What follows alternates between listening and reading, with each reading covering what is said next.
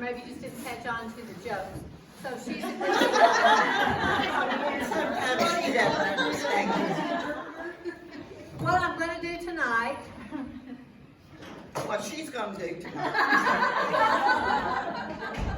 is I'm going to tell how you've inspired me. She's gonna tell how you have inspired her. And so I want to be sure you can hear me. Can you hear her? So, I think She thinks. that this will work. It may work. But somehow it's throwing my timing off. So I want to thank Joyce for helping. Short-lived career. Well, now if some of you are still having trouble hearing or understanding or whatever, it's okay. Just when this is over, see Imogene, and she will get you set up with a 504 plan and see if we can get you the accommodations that you need. How many of you all in here in some way or other worked with special education or special education students? Quite a few here, quite a few. And how many of you were special education?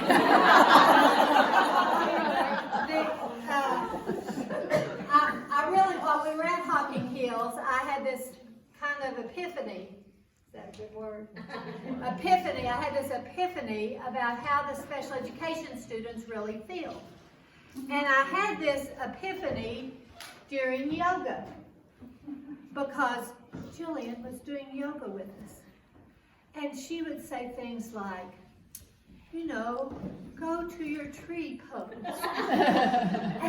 and here was Connie, and here was Barb, and here was Ellen. And I was like, why can everybody else do this? I mean, they did one where they were up on tiptoe. Now, I didn't realize that I have lost the ability to tiptoe. Have you all lost that yet? I have lost the ability. It's hard, But now what they can do in Jillian's class, they can not only tiptoe, they can go, she says, now go down and sit on your heels while you're still tiptoeing. I'm like, what did she just say? Well, I look out there and here's Connie and she's doing it. And I'm like, why can't I do this? Why can everybody else do this? And I can't do it. It's just like those special ed kids feel. Everybody else is learning to read so easily. I can't learn to read. Well, with yoga, it's all from the very start. The first thing they say is sit down on your mat in easy seat. Easy, relaxed seat. And they sit down and they cross their legs up like a pretzel and go, oh, isn't this peaceful? And I'm like, oh, this is good. I'm about to fall over and I cannot sit this. We called it crisscross applesauce and I couldn't do it. And they're all going, okay, now let's take some deep breaths. And I'm going, and I'm trying not to be embarrassed, but it's embarrassing when you can't do what everybody else is doing. And then really most of the time in yoga, I'm really trying not to make any embarrassing noises. I'm thinking, tight clothes, what talks? And I'm doing the best I can, and it's hard. And then at the end of yoga, they have what they call, I think I'm saying this right, something like Shavasana. I didn't know what that was when I started going to yoga. They're like, Shavasana. I'm like, well, Shavasana, you too.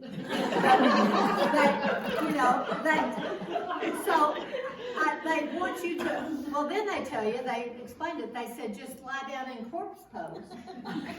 Well, that's kind of a little bit worrisome. And so, I got that. I did, I've seen it once or two. And so, we get there in corpse pose. pose, and Shavasana is when you're supposed to, just relax and let your mind and your body and your breath all absorb the practice. Okay, here I go. Okay, take a deep breath. Did I fill up my water bottle? Okay, now let my mind go. Relax, relax, relax.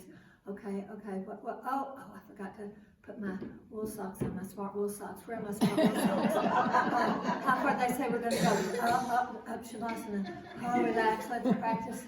Give in me. Okay. Where am I supposed? I didn't get those directions. I better download the directions. But it doesn't matter if I'm on a hiking trip or not. I usually fail that Shavasana.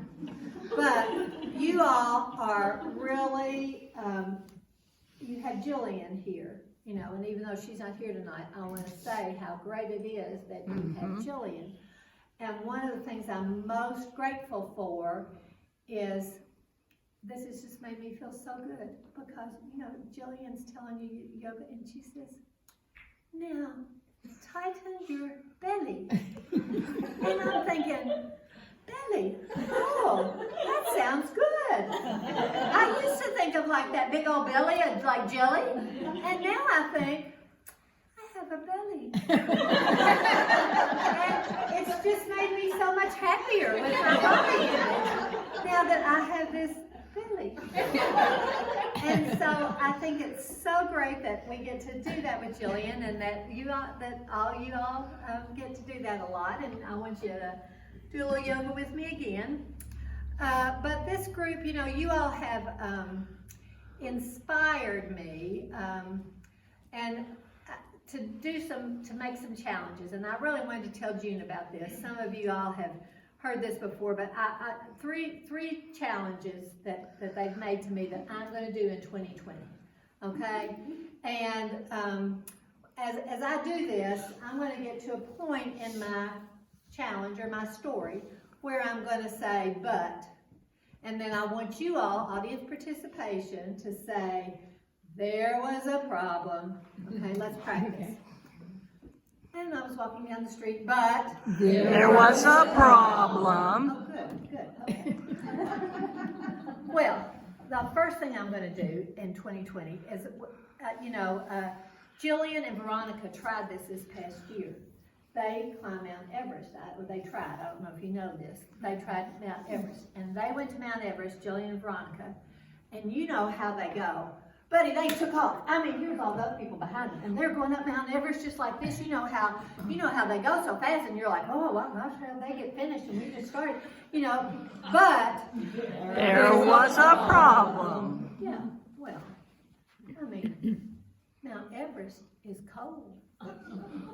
Do they have an ounce of body fat? No, I don't care how fast they go, they don't have an ounce of body fat. And they got cold, and they couldn't maintain, and they had to quit. Okay, so, but in 2020, I'm going to climb, well, I decided, I'm using my brain. And so I'm going to ride a mountain goat up Mount Everest because, I'll have to admit my footing's not as sure as it used to be, and I kind of just think I'll bundle up, and I do have a little more fat, and I'm going to ride a mountain goat up Mount Everest. So that's the first thing that's been inspired, and I'm going to do.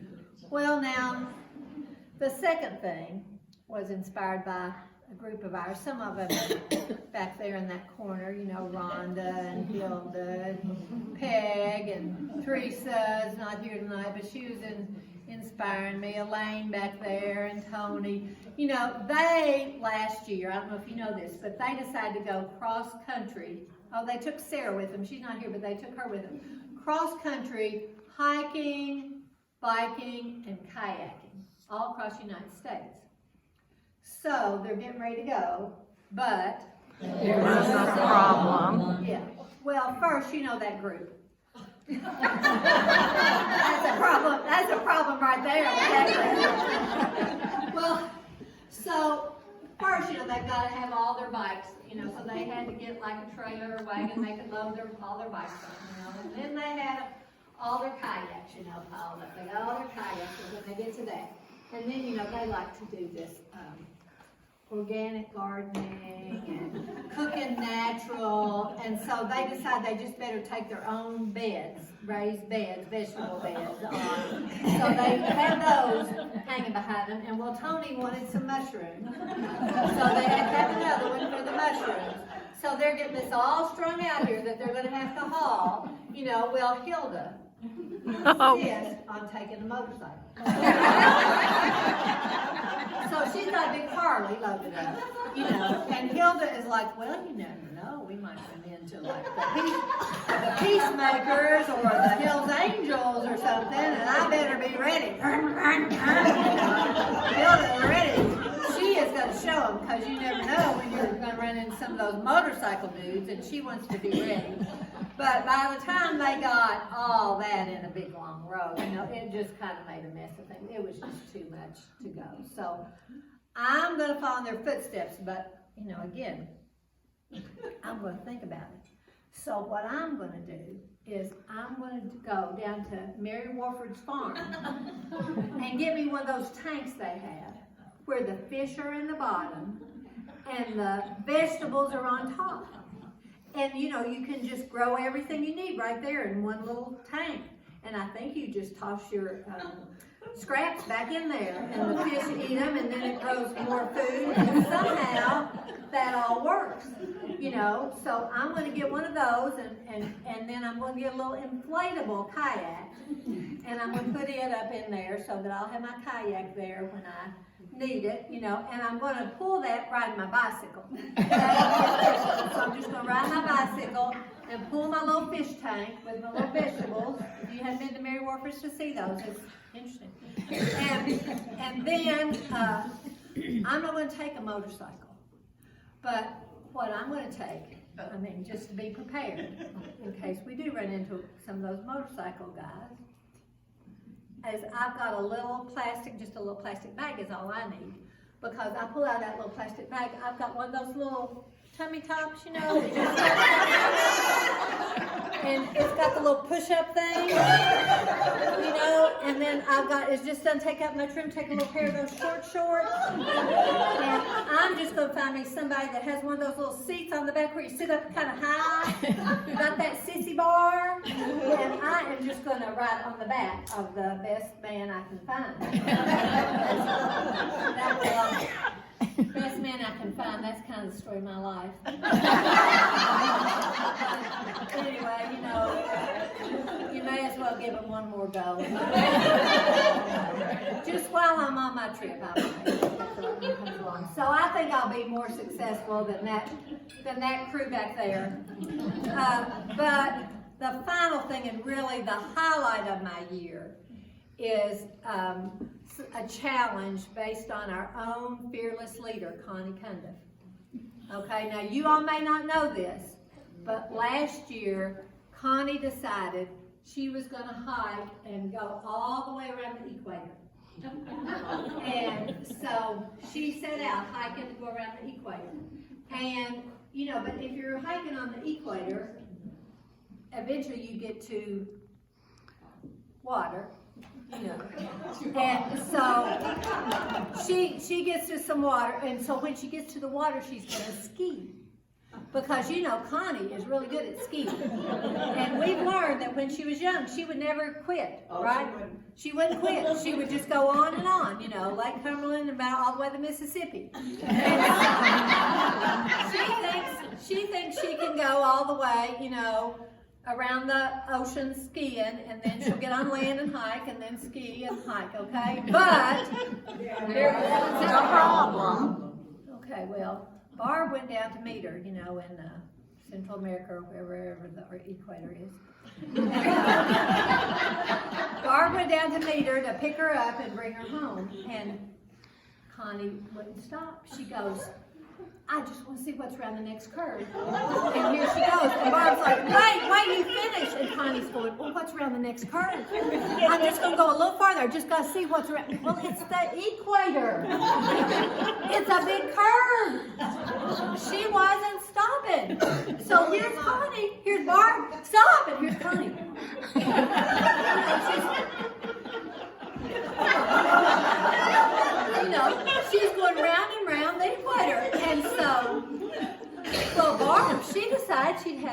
get help and do it in Liberty. So she has to come back to Liberty. And she gets June, right? She says, June, she says, Mom, you've got to come help me, Connie. Her, you've got to come help me. So she gets June, and then they decide they better get Janet, Joanne, and Joyce to go. So they get June, Janet, Joanne, and Joyce to go. And then, well, when they get that, then Janelle wants to come. Even though she's a G-ja, not a J-ja, she's going. Well, they decide since Janelle's coming, well, and the G-jas are included, then Janita wants to come. And so Janita wants to come, and then Jillian, because she's also a G-ja, she wants to come. And then they decide that, you know, they better take Joy because they might really need, you know, some help. So they take Joy, and then they take Joberta. They figured as well throw in Joberta. And I don't even know who Joberta is. I've never laid eyes on Joberta, but her reputation precedes her. You know, so here they go. Here's Barb, and she's got June and Janet, Joyce and Joanne, and Janelle and Janita and Jillian and Joy and Joberta. I'm going to stop for a little applause.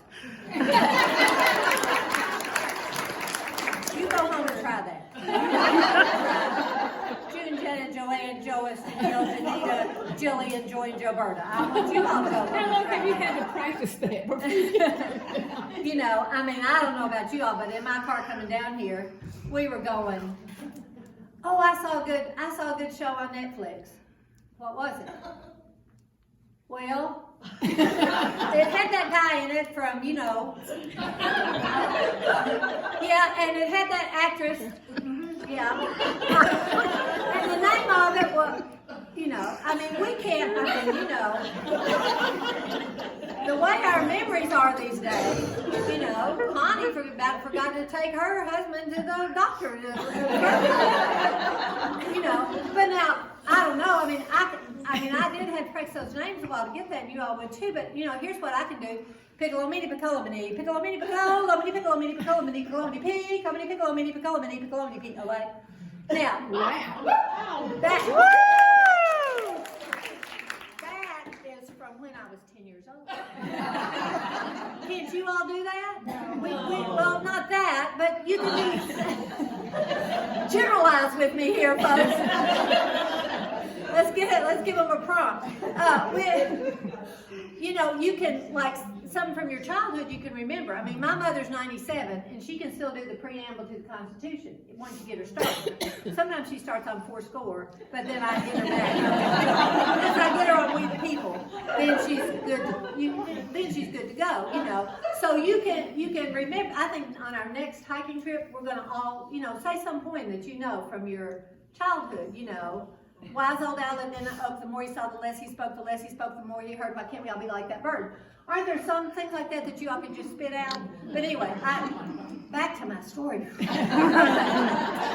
So here goes Barb, if you want to try with me. Here goes Barb with June, Janet, Joanne, Joyce, Janelle, Janita, Jillian, Joy, Joberta. Y'all still need to anyway, so here they go down to the equator, and they pull Connie off, okay? Finally, they got her off. So this year, when I make my trip around the equator, I'm just going to go around once. You won't have that problem with me. I won't need an intervention. You know, now, when I get to the water, I am not really a good water skier like Connie. I mean, I tried water skiing a little bit. I used to date this guy back in Dayton, Tennessee. That's a good place to date somebody.